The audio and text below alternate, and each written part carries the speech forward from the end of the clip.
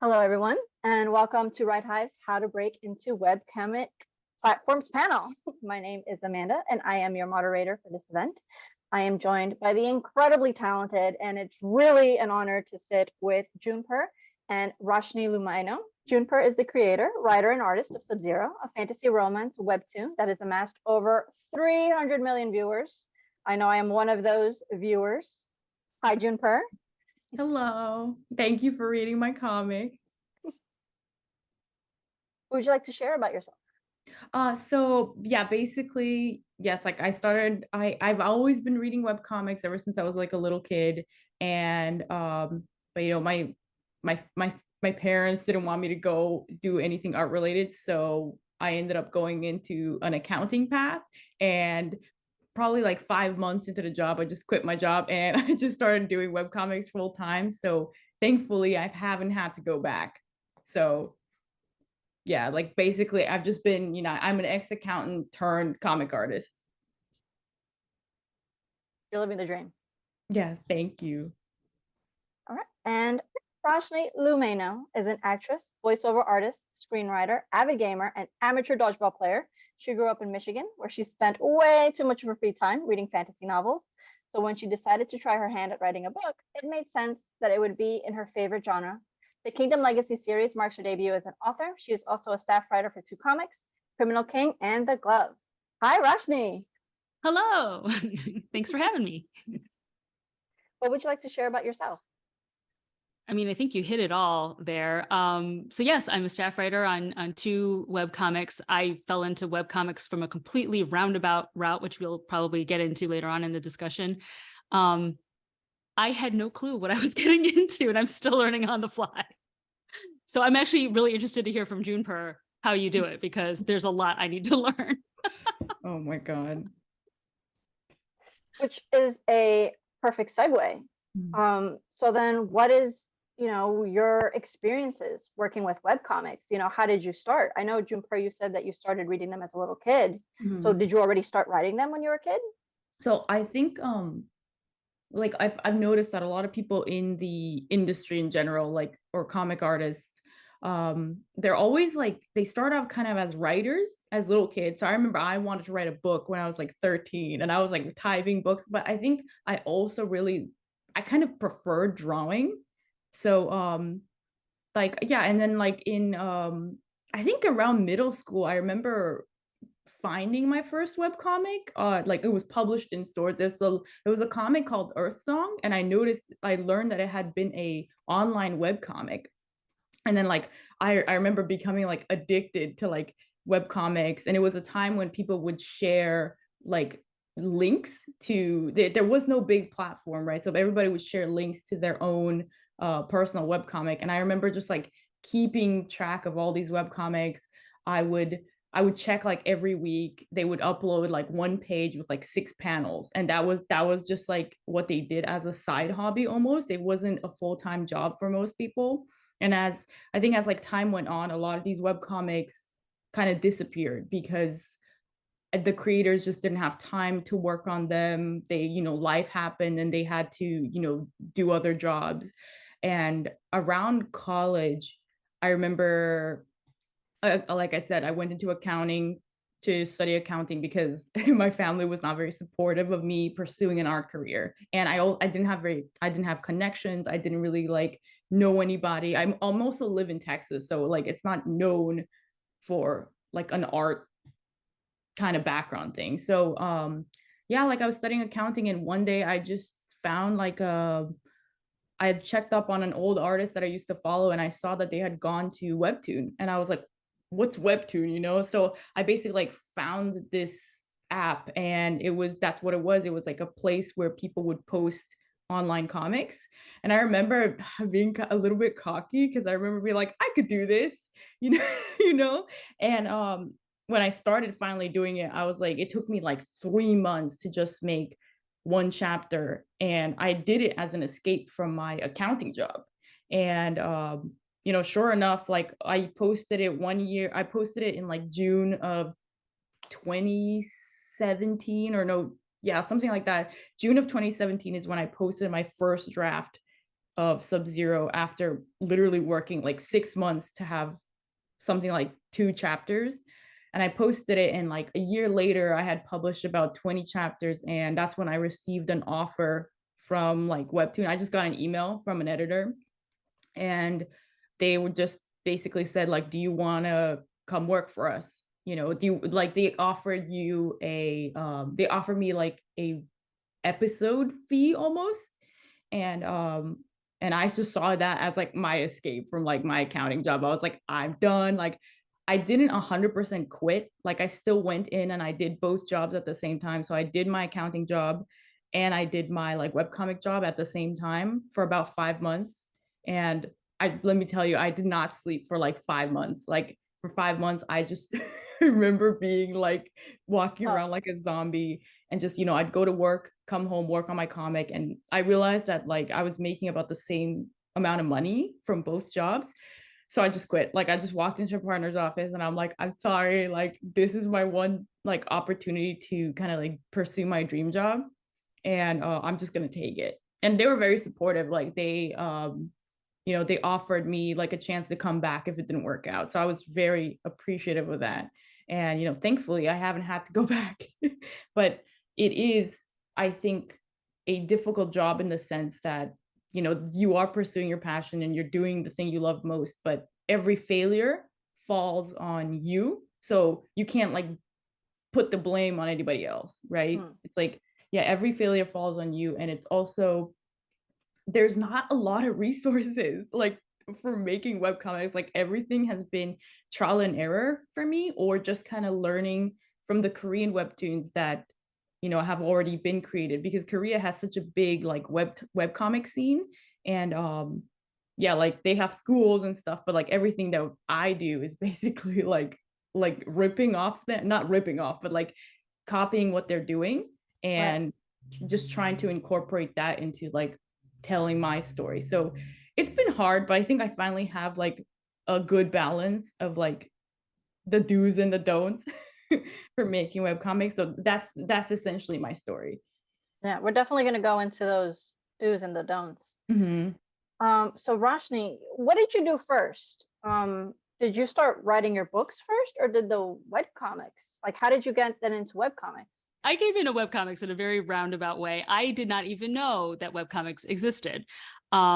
I mean, I knew that comic books existed. I know that the web exists. I did not know that the two came together. I actually started out as a script writer. So when I came to Los Angeles, which is where I'm at now, as an actor, I was also doing like the sketch comedy writing, you know, kind of thing, trying to go for all the fellowships. Comedy was really my bent, rom-coms and stuff like that. And I do voice acting as well. And right before the pandemic hit, a company called me up and they were like, hey, could you voice some characters in a webcomic? And I was like, sure, you know, it's a job. I had no idea what webcomics were. And one really cool thing about this company was they would do, I don't know if you guys have ever heard of like those 24-hour film festivals or whatever. Yeah. So they would do something like that. They called them game jams. And so I participated in a few of the game jams with them. They also design video games. So it was a lot of like video game pitches, but I got to know the team that way. And then they started a second.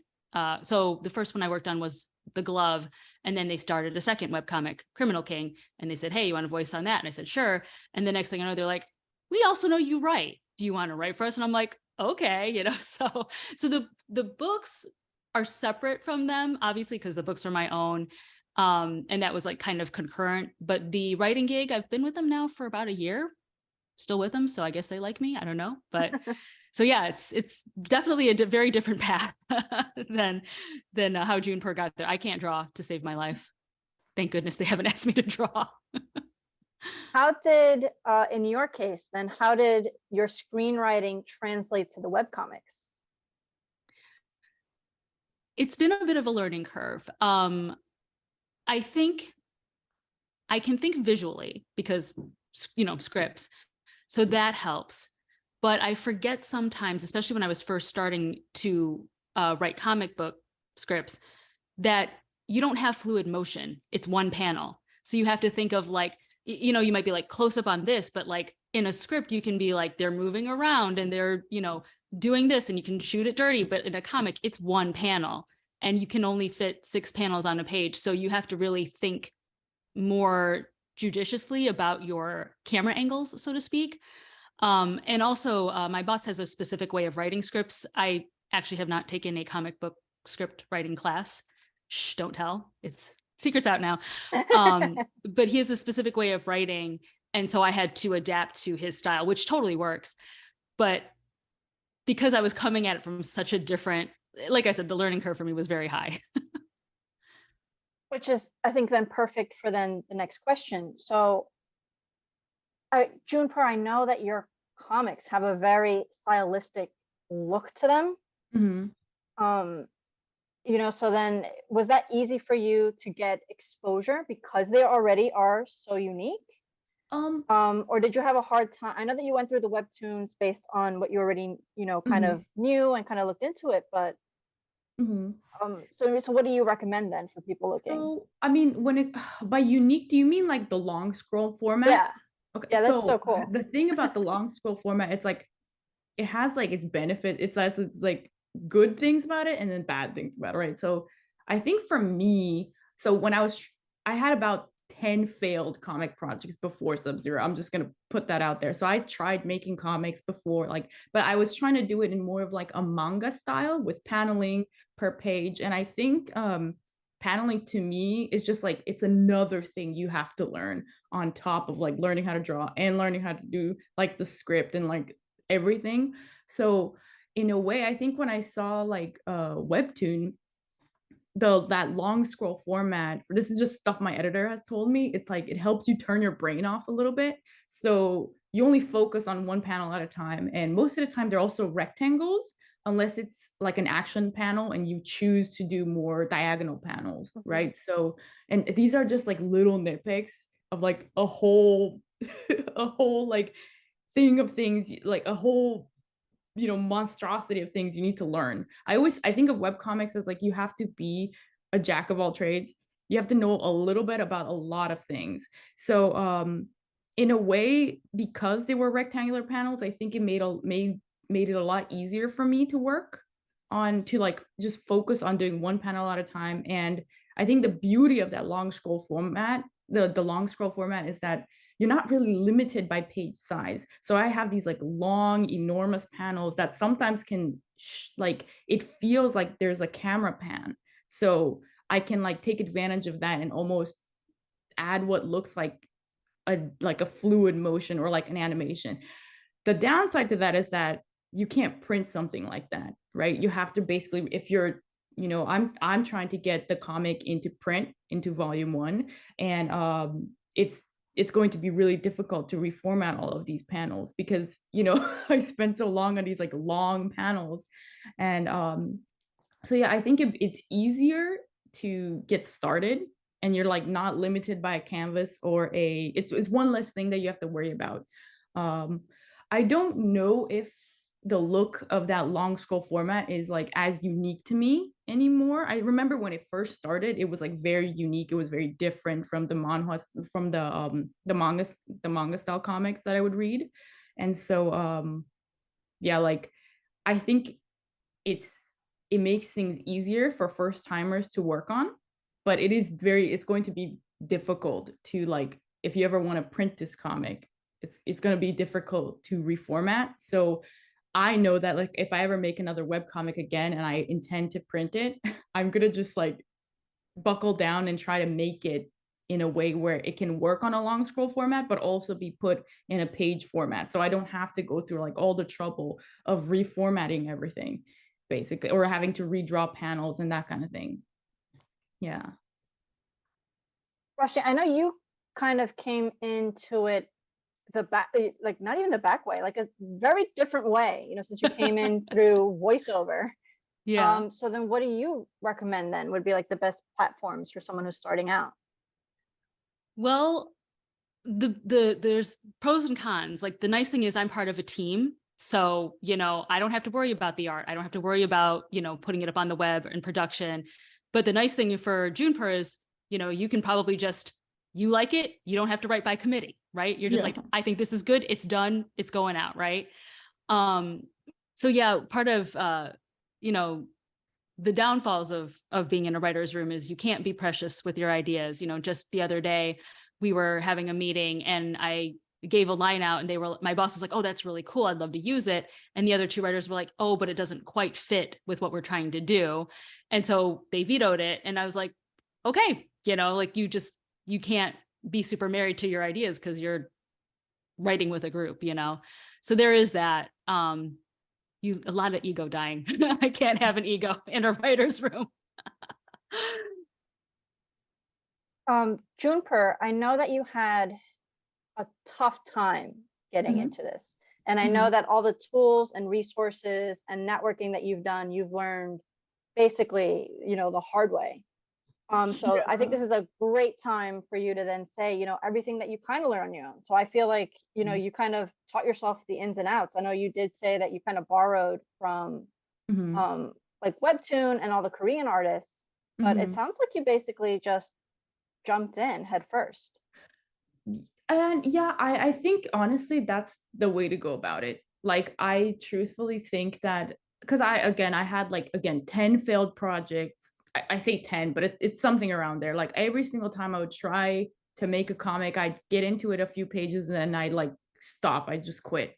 And I just asked myself like why, you know, what is it that makes this medium so like difficult to continue? And it's very difficult for a lot of people to also get into. And it's just that's just it. It's just a lot of you have to know a little bit about so many things. And I kind of compare making webcomics to just kind of being like a movie director because you have to visualize everything. But on top of being the director, you're like the screenwriter, you're the actors, you're like the costume design, you're like the background person, you're the intern who gets people coffee. Like you you have to do play all these little roles, and it becomes overwhelming very quick. So um yeah, essentially like everything I've had to learn has been kind of like the hard way. But I mean, I learned a lot of my stuff through YouTube actually. So I mean I have like a list. So one thing that I learned from just making comics and like having 10 failed projects has been just to have a simple premise from the very beginning, because there's like scope creep as you continue. Like I have 160 chapters. I never thought I'd get this far into the comic, and there's just so many spinning like wheels at all times, and the premise is very simple. Like my original premise was, you know, enemies to lovers with dragons. Like that was my premise, and I it's a simple premise, but like as you work on it, it becomes more and more complex. And just as Rachanee said, like you cannot get married to any of your work. Like so I work with an editor from Webtoon, and like some like I've scrapped entire pages just like. And yeah, you can't have too much of an ego. You can't be married to a scene, because if you know if the scene calls for an improvement or something else, like you just have to be willing to just like let it go and be like, it's garbage, it's okay. So I've scrapped so much stuff, and I think that's one of my little difficulties with working with other people. Sometimes people will give me ideas and they get like a little bit offended if I don't want to use it, and I'm like, well, I'm used to this, you know. I'm used to having my ideas like trash like all the times. So yeah, as for writing, I say start with like a very simple premise and just know your ending at the very end of the story, so that like not you don't 100% have to know it, but you just have to know like at least the moral or the direction you're going to into. Because yeah, like all my failed projects, I realized like they just didn't have an ending. They had like a really cool premise and like character design and stuff, but the ending it just wasn't fleshed out. So I didn't know the direction I was going to. And then like when it comes to drawing, I really don't think that the art really matters as much as people think it does. Like beautiful art is it's my favorite thing to do. Like I feel like I wanted to always be an illustrator, and like I try to put a lot of effort into making the art beautiful. But I think comics is a little bit like fast food. It's not illustration, it's more like fast food art the way I think about it. Because you're telling a story and you're trying to just like give people an emotion. um let's see. And yeah, like there's no one way to do it. Like people will tell you use this software, use this. I personally do not subscribe to any of that. Like you can do anything you want, whichever way, as long as you can, make it whichever way you think about, like go ahead and, be my guest. I have like a few recommendations. I recommend that people use, Clip Studio Paint and some kind of like display tablet when they start out, because it's just the cheapest. It's not the cheapest option, but I think it's the most like straightforward option. So yeah, Clip Studio Paint and like any kind of display tablet. Um, and then also like when it comes to backgrounds and like drawing certain things, most comic artists actually don't draw like everything. And I tell people to like embrace creative laziness so that they can basically use 3D assets when you can use like the assets that are available. Like you have to, spit out like 60-80 panels at the end of the week. Are you really gonna draw every single background? Like I do not recommend it. When I started, I thought that we were supposed to draw our own backgrounds, and I was very, very wrong. So the majority of artists today making webcomics, they're using Acon 3D assets, or SketchUp models. Google SketchUp, it's like a great software. It's an architectural software, and you can position the camera around the room in order to like get whatever angle or whatever angle you want for a like any kind of 3D asset. And I don't just use it for backgrounds. I use it for like cups. I use it for like if your character needs to hold a phone, like don't draw the phone, just just use the 3D asset. And like, then the 3D asset is always going to look consistent. And what else? And that's basically like my how to draw. And then yeah, just basically get it out there. It's really the hardest part is just making it. So I guarantee just like diving into it, you will learn so much by just doing it. And yeah, and I say also like publish your stuff everywhere. Don't be afraid to publish your stuff. There's plenty of free like platforms for people to publish their work, whether it's Webtoon, to Pastic. A lot of these comics, even when you're publishing for free, these platforms still offer people money for like ad revenue and stuff. Like before I was even a contract artist with Webtoon, before I had an offer, I was still making money off of like Patreon and like Ko-fi and that kind of stuff. And yeah, like that's basically it. I think people are like they underestimate how much people want to read stories that they connect with. And it's a lot of the times it's like a lot of the same story in the media, I guess, or like reboots and stuff like that. But when you find that one specific comic that like fits your niche, and it's like I like romance and dragons, and like this is the only comic that I find that like these niches of people tend to be so dedicated and so like, yeah, just so willing to support the thing that they like. And it's blown me away how like supportive people have been for my little dragon comic. So that's my little spiel. Rachanee, how about you? And so I definitely want to touch base on the panel that you just did with the plotter and pansters. But before that, because I was like, Sure. some of the things Junepurrr was saying, I was like, oh my gosh, I'm sure you had the same conversation. But before then, so what are some helpful tools, resources, or networks that you think for comic creators? Well, I would say because I'm primarily a writer, take a writing class, learn the basic screenwriting, I would say for sure. Just because it's so similar to script writing. So take a sketch writing class, read Save the Cat or, whatever. It's funny, like I said, part of it is the writing aspect, part of it is learning how to work with other writers as well. So, get in a writer's group with other people and learn how to take feedback and take notes and take direction. If you are going to go like the it's not corporate, but like, if you're going to go like the the bigger community route. Even with Junepurrr, I know it's like just you and an editor, and so you got to learn to take notes. Mine's multiplied by like 3 or 4 people, you know, so like that's a lot of other people giving feedback. I can't even imagine like if I was like in a TV show and there's like 12 of us, you know. So just learn how to work with other writers and learn how to and learn how to write on a deadline too. You know, I get I do not have the output that Junepurrr does, thank goodness. I think I would die. Our output's a little bit slower, thank goodness, but you still have to learn how to like write on a deadline. And you know, it's kind of like what you're saying about the fast food art. It's also sort of fast food writing. Eventually you have to be like, this is good, moving on, you know, and how to be succinct. You know, these are all things that like hopefully your screenwriting classes would teach you. We're very descriptive in the art panels because the writers are not drawing, we're passing it on to other people. So we're very descriptive in the art panels, but the writing for the dialogue is always super succinct. And create a show Bible. I don't know if you have one, Junepurrr, maybe not since you're the main person, but what we found on our team, because it's gone through so many writers, we're like, we need a show Bible. We don't know where this is going. So we're also in the process of creating a show Bible, which if you start with that in the beginning, and it's funny because I am not going back to plotting and pantsing. I'm actually a pantser when it comes to novel writing, but when it comes to something like, you know, a 6-episode arc, you actually do need an outline for that, or at least just know where you're headed, because especially with multiple writers, it's a mess because you're like, I'm passing the buck on, good luck, you know. Which is perfect because then, you know, and I actually want to start here with you, Rachanee.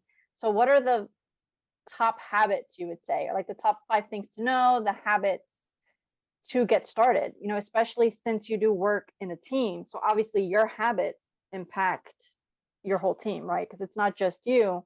What you do impacts the other writers. And then it sounds like what you guys come up with, then it goes to the artists. So that impacts them too. So what do you think? I would say learn how to write on a deadline and learn to, if you do come in, like, so when I came in for these 2 comics, Criminal King was pretty young. It's maybe like 2 issues in, but The Glove is like 13 issues in. And even though I worked on it, I still didn't know, like, I only knew what my character did, you know, I didn't know everything else. So I had to like really just get up to speed on like everything. So I guess this is kind of like a thing, if you ever want to like do TV writing or something that has like a very rich history behind it, you really have to know that history going into it, because you don't want to accidentally like retcon something and be like, oops, we didn't know you could do that magic in this world. Oh, well, you know, like, you know what I'm saying? Like, ooh, we just jumped the shark 50 million times. It's fine. You know, no one will know. They'll notice, you know? So again, the show Bible. So really get up to speed on the project that you're going to be working on. And yeah, like I would say as far as script writing goes, and besides like, you know, getting in a writer's group, submit it for feedback, you know, wherever you can. And like what Junepurrr was saying, you're wearing so many hats, go direct a short film. Oh my gosh, you will learn all those different facets. You will learn how to tell a story visually, you know, that kind of thing. Even if you don't end up like, well, edit it together, you know, even if you don't put it somewhere, but just visual storytelling is so important to what we do, you know, in comics, that like just knowing how to tell a story visually is so important. So go shadow, you know, a DP or something like that. Junepurrr, I know you learned the hard way. So what are the top things that they should know, the top 5 habits to get into? I think one big, huge pitfall that I see, and this was a bit my problem in the beginning as well, is like, I remember when I first started speaking with my editor, he mentioned clarity is like the number one, like basically one of the most important things in webcomics. And I see this issue with a lot of like new creators as well. A lot of people, when they're creating webcomics, it's like they skip certain panels that help the audience like understand what is happening, and it makes it unclear. And as soon as something becomes unclear, that's essentially when people stop reading. So I think you have to almost try to get yourself in the habit of being a first-time reader for the first time. Like whatever you're sketching out, try to imagine this is the first time that you're reading it. And if if you as a first time reader cannot make sense of what you just wrote, or like there's something that's kind of unclear, unless you specifically want it to be unclear, like it has to be done very intentionally so that you don't lose the audience's like it's not just interest, but like yeah, they have to know what they're like looking at. And I think it becomes more difficult with like certain comics, like fantasy, whatever genre you're in, it becomes a little bit more difficult. So I say try to get in the habit of being a first time reader and just understand clarity in your webcomic. Like if you need to make the comic shorter or like longer or add a few panels in order to convey what you're trying to say, like that's very, very important. Like I cannot stress how many comics that I've read where like I just there's like 2 or 3 panels where like I feel like the creator was like, oh, they'll understand what happened. And I'm like, I think this is what the creator meant to do, but like it's not shown. Right. So I think one of them is one of just clarity in general. And then the other one is I'd say try to like be able to discern like criticism and like feedback from like mean comments. And I get a lot of like like a mass volume of comments, and then some of them will be like just like straight up like hate comments with like just like the art is awful, it went downhill, like that kind of stuff, versus like actual criticism where like somebody again like doesn't understand what just happened. Right. So it's like you have to be able to be like, okay, this is like a valid concern and this is just hate comments. So yeah, you have to kind of develop a little bit of a thick skin in a way to just put your work out there, and like whatever people say about it, it's like they're gonna say about it, but at least you know it like to yourself that you know you made the conscious choice to put it out there. And like I think that's pretty brave, you know, to just like let people read your stuff and say whatever they want about it. And so I say don't take things too personally, you know, don't take, I think also yeah, like the internet is an emotional wasteland where like people will just, you know, if they've had a bad day, they go read something, they read your comic or something, and they're just not feeling it that day, and they just want to leave like hate comments. Like don't take it personally.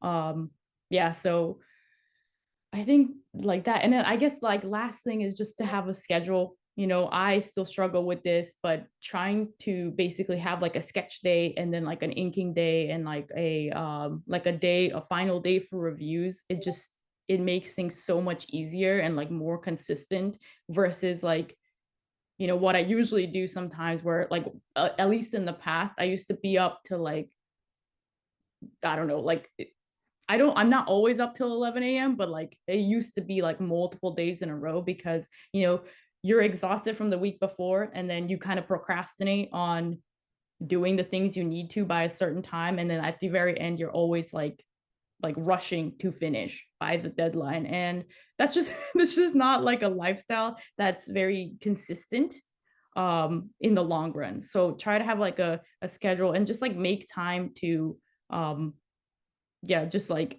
give yourself time to think, give yourself time to enjoy other content, like read comics, read books, consume media to inspire you in order for you to keep creating. I genuinely do not think people can keep creating stuff if they do not like have an outlet, or like they're not able to absorb you know, information and emotions and stuff like that from other TV shows that they already reading. So yes, those are my few pointers.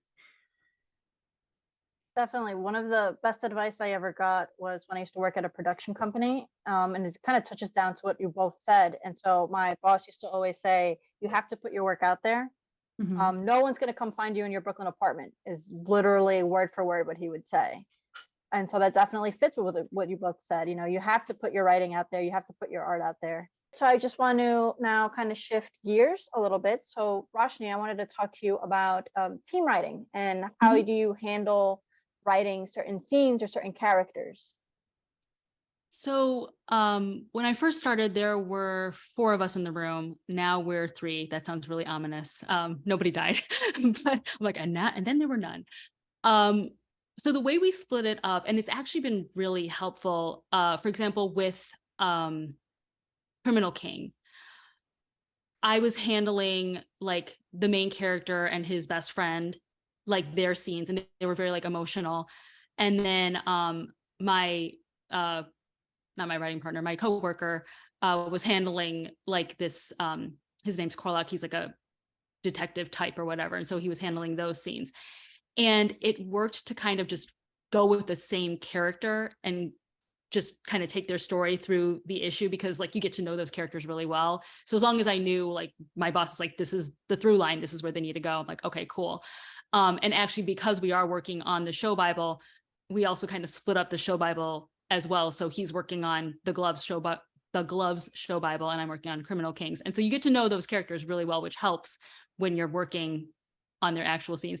But also sometimes, you know, like we were working on a draft and my boss was just like, here, take page 16 and rewrite it. And I'm like, okay, you know, like sometimes you just have to just, you know, do it and see what happens. It helps to talk to the other writers and see like what their thoughts are. But sometimes you're just like in the case of page 16, it was with a writer who isn't with the team as far as like, you know, writing with us anymore that I know of. And so I kind of had an idea of where that person was going, but I couldn't ask them about it. So you just have to kind of, you know what I mean? Hope you're staying true to their vision. But it's in the end, you're serving the comic. You're not serving your own writing self. So you just have to be like, all right, I hope this is the right thing. Getting back to the not married to your ideas kind of thing. Do you prefer that then, where you're writing the issue between the two of you, or would you prefer you each write your own issue? I actually don't mind splitting it up because I know now the characters that I was working on very well. So I feel like I can handle their voice a lot easier. And it's funny because you can see it when we're doing the drafting and we're giving each other notes. I'm kind of like, well, you know this character better. So like I'll give you a note, but I'm fine. You know, I defer. Or sometimes I don't even have a note on it because I'm just like, I don't actually know that character as well as you know it. You know, my boss obviously knows the whole picture very well, but like between me and the other writer, I'm like, that's fine. I don't need to note it because you know what you're doing, you know. I don't think I'd want to handle a whole issue. Honestly, it's like 86 pages or something. It's a lot of work. I'm fine with just handling like my 20 pages or whatever. So when you're both writing, how are you writing with the artist in mind? Especially since I know you're not the artist themselves. Is the other writer the artist as well, or are you guys just strictly writers?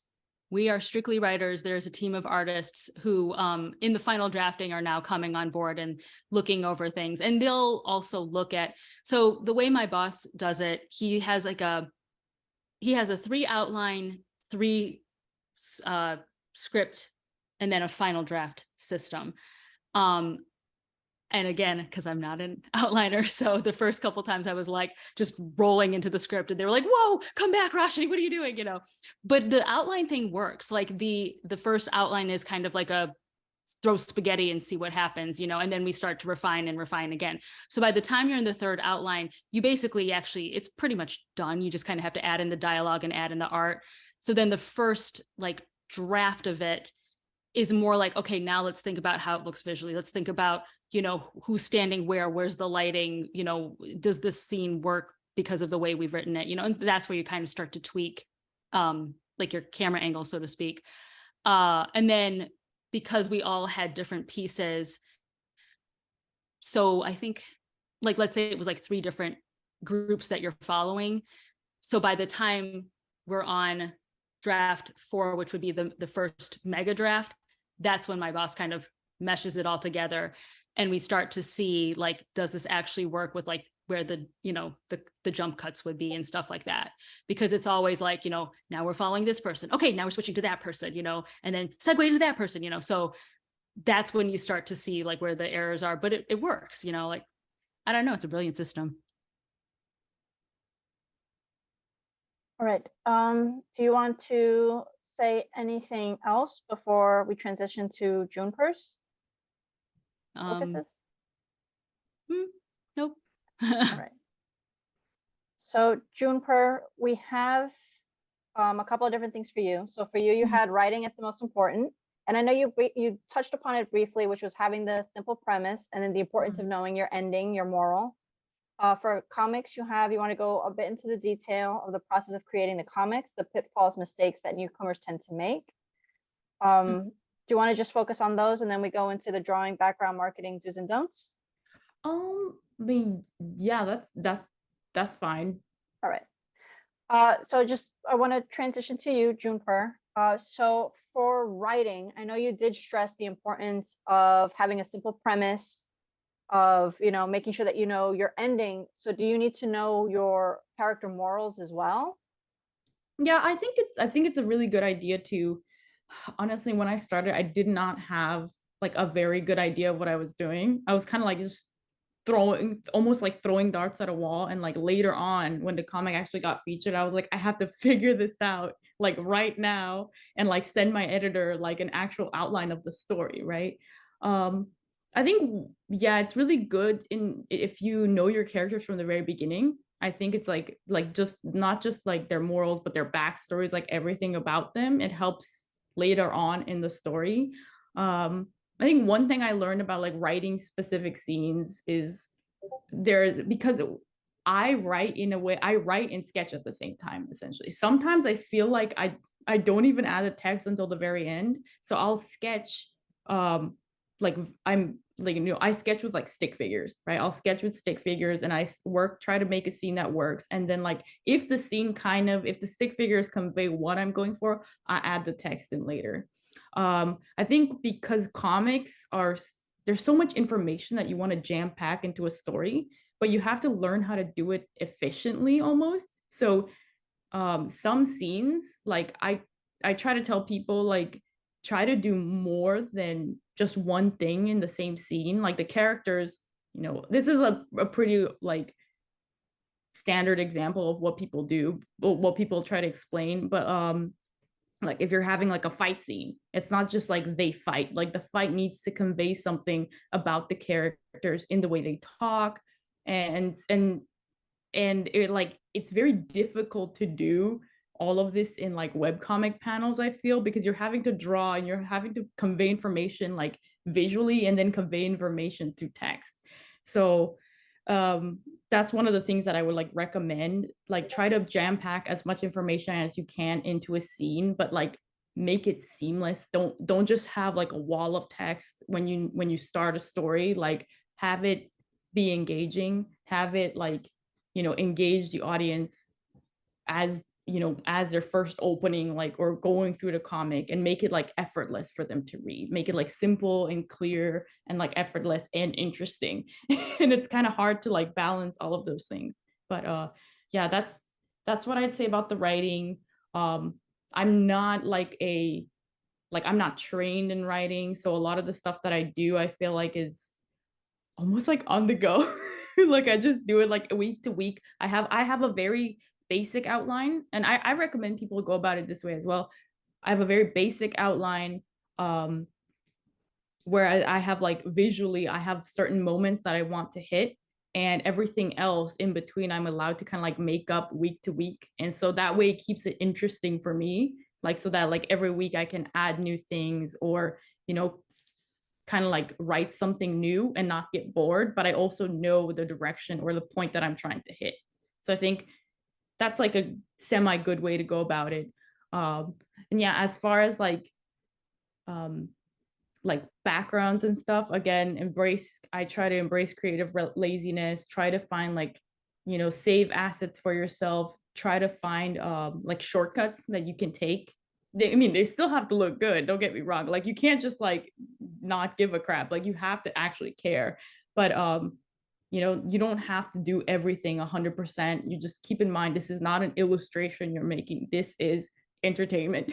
And you don't have time to always make everything look stunning. As long as the writing is good, or yeah, as long as the writing has like weight to it and people can connect with it, I think that really is the most important part. Yes. That definitely, I feel like, transitions then into the marketing, so it's the publishing, your social media. You did mention that you had, the Patreon. Do you still have your Patreon?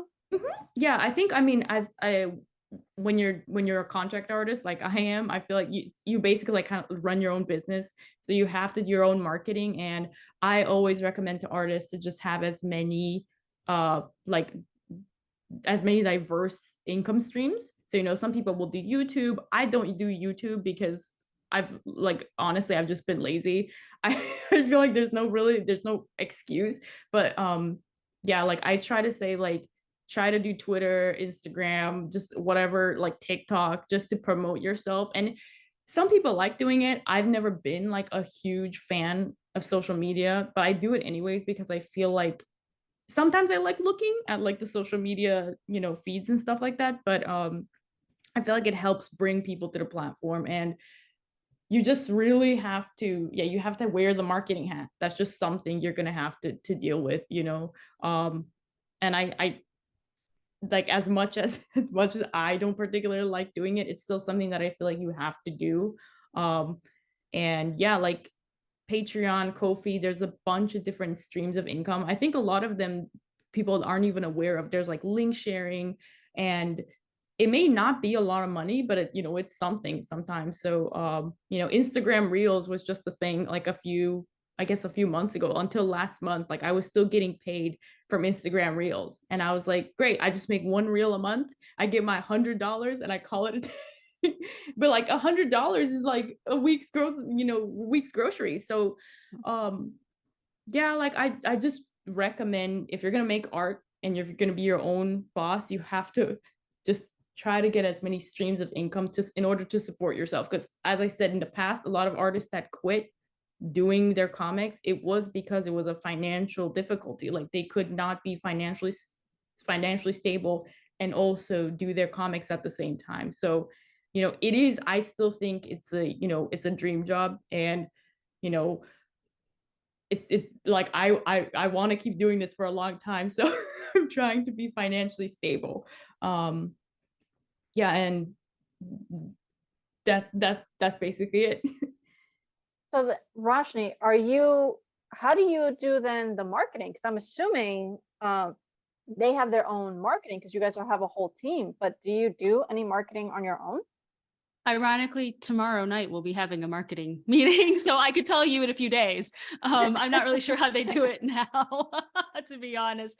I mean, so I guess that's one nice thing about being with a company, so to speak, is I don't have to wear that many hats. I just have to focus on the one thing, and do it well, versus, Junepurr's like in 50 million directions. But not that like I wouldn't help with the marketing, at the very least, also because I'm one of the voice actors in the comics, like I, would post it on my socials and say like, hey, I'm in this comic and stuff like that. Because my issues have yet to be released, I have not really said anything about that. Like I've told people I work for them, but my issues have yet to be done. Like I said, we have a way longer lead time than Junepurrr. You're putting out input like once a week. I think we're like months, it's a very long process. So it's good and bad all at once, because it'll take me a longer time to get the word out because of how long the lead time is. But yeah. So then how does it work with getting an agent? So I know the agents from the book route, which I'm sure you do too, Rachanee, but so then how does the agents work from the comic world? That's a good question, because I have an agent for acting, but I do not have an agent for writing. So I would assume it's kind of the same thing, where they take their 10% and they farm you out. But when I was pursuing literary agents, even then it was just, you were giving them like a spec pilot or something like that, and then they're like trying to see who would be interested in picking up your work. I don't know if my boss has an agent. I think he's just going it alone, but don't quote me on that. I have something to share about agents. Oh no. Because I didn't really know how it worked either personally. So like I think I was a little bit more, I was fortunate in the sense that like my comic already had an audience, and I was like, when I wanted to try to publish my story, I just reached out to somebody else's agent, and she was like, oh, I'm actually very picky. I don't like just like pick up like any random thing, but I really like your comic. So I was like, oh, thank goodness, and essentially it's like you just for literary stuff, from what I know, is like you basically create a pitch document, you tell them, I mean, we work together with the agent, and like she said, like, okay, each book will be around X many pages, tell them the synopsis of what you want to cover, and we're just going to go around pitching this thing. And for a couple of months, like I was like, I think I was expecting everybody to just like start like a bidding war. I'm like, oh, dude, they're gonna start a bidding war. Just you wait, But like, it's actually very difficult, in my opinion, to sell graphic novels, or at least whatever Sub-Zero is. I think because it's in full color, because it's like a style is more anime, and a lot of people will actually turn it down for like a multitude of reasons. And yeah, just put things in perspective, like also having to hire a layout designer or having to hire somebody to reformat it like that's a cost that they have to take into account, and that that works against your advance and your royalties and all that kind of stuff. So yeah, I had to learn I basically had to learn everything about the advance, like how the royalty payments are, what is like the industry standard for royalty payments, like that kind of stuff. So yeah, I didn't know about how the advance worked either. Like if you get any kind of deal, usually the royalty percentage that you get is against your advance. So if somebody agrees to pay you a $5,000 advance, that's like the advance that you have to basically like live on.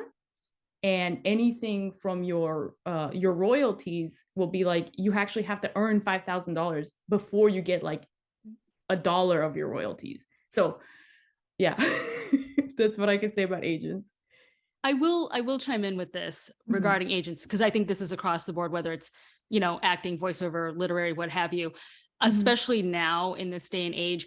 It is not, it seems like the like goal, like, oh, I have an agent. And it sounds really cool to say like I have an agent, but it is not the be all end all. And you still have to have your own platform. You have to do your own marketing. You have to really put your name out there, because if you don't have any, like, you can't just be like, I have an agent and they will go sell my stuff. It does not work like that. Like even as an actor, I am hustling all the time to get work, and I know it's the same in the literary world. It's the same in any, graphic novels. You still have to hustle and put your name out there and show people.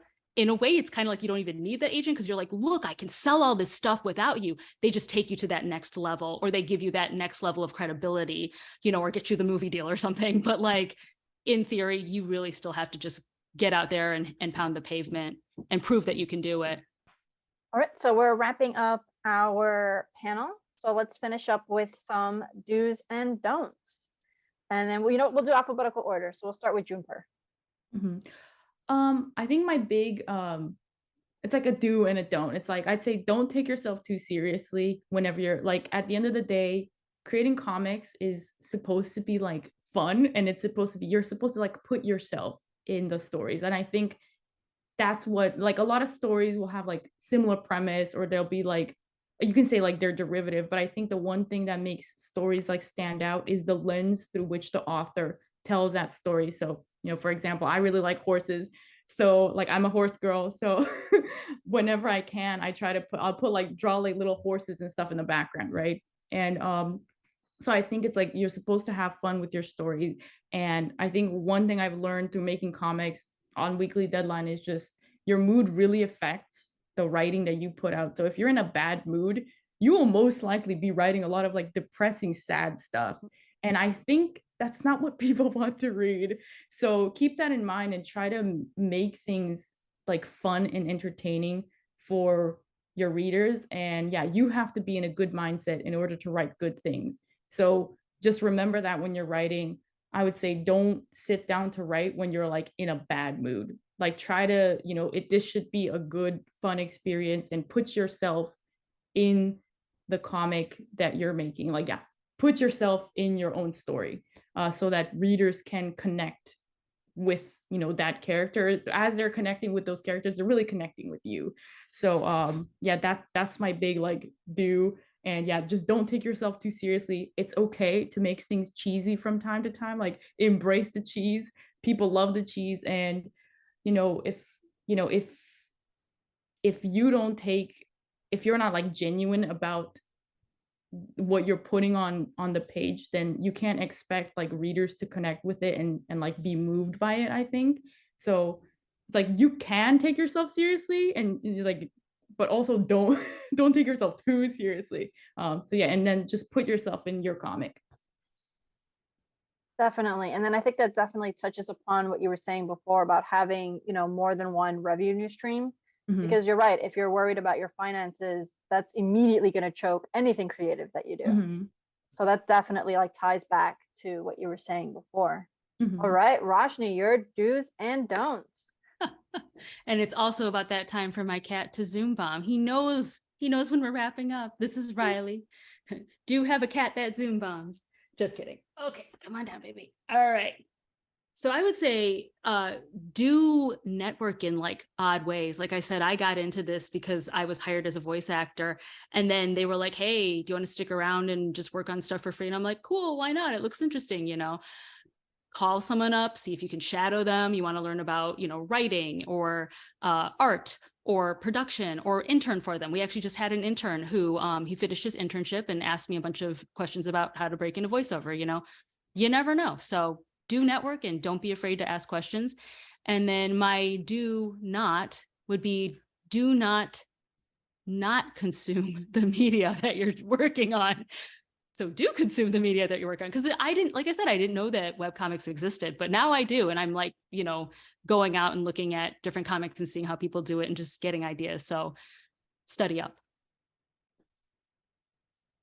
All right, so this is our time. I want to thank everyone who's listening to our panel. So, Rachanee, do you have any final thoughts, and where can we find you?